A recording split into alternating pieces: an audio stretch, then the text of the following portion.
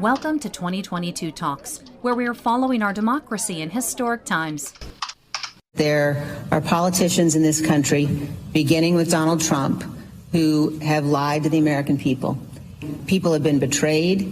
He consistently has said that the election was stolen when it wasn't. One of the year's most watched primaries is in Wyoming today, where Republican Liz Cheney hopes to defend her House seat against Trump-backed attorney Harriet Hageman. Cheney voted to impeach the former president, is a key member of the January 6th committee, and accuses Hageman of being beholden to Trump. Hageman asserts Cheney is out of touch. The only time that the J6 situation ever comes up is when people talk about how unfair this entire committee is. What they're talking about is the gas prices. They're talking about food prices. They're talking about the fact that they can't travel. Polls show Hageman winning by double digits. However, in Alaska, Trump critic Senator Lisa Murkowski is expected to advance to the general election.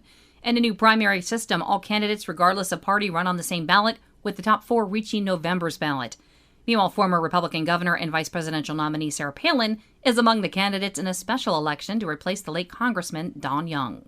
Rudy Giuliani says he's the target of a criminal investigation in Georgia and will appear before a special grand jury tomorrow. The former New York mayor alleged widespread irregularities occurred in Georgia in the 2020 election. They made significant mistakes, like all crooks do, and we caught them. South Carolina Senator Lindsey Graham must testify before the same grand jury over phone calls he made to Georgia's Secretary of State, which prosecutors believe were attempts to influence the election's outcome.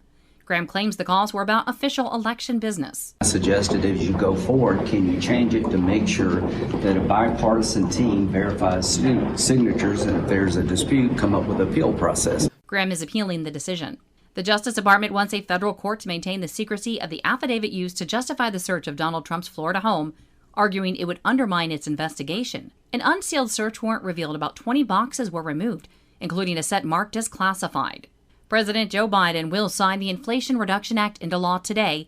Washington Democratic Congresswoman Pramila Jayapal says it takes significant steps to lower drug costs. It will cap seniors' annual drug costs at $2,000 per year and insulin at $35 per month.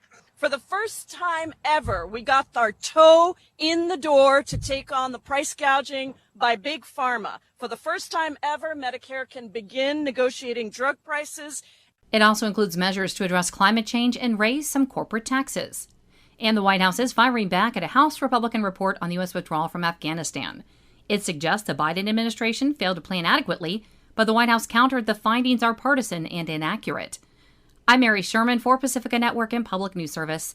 Find RA Trust indicators to support transparency and accuracy at publicnewsservice.org. Hi, I'm Jennifer Mooney.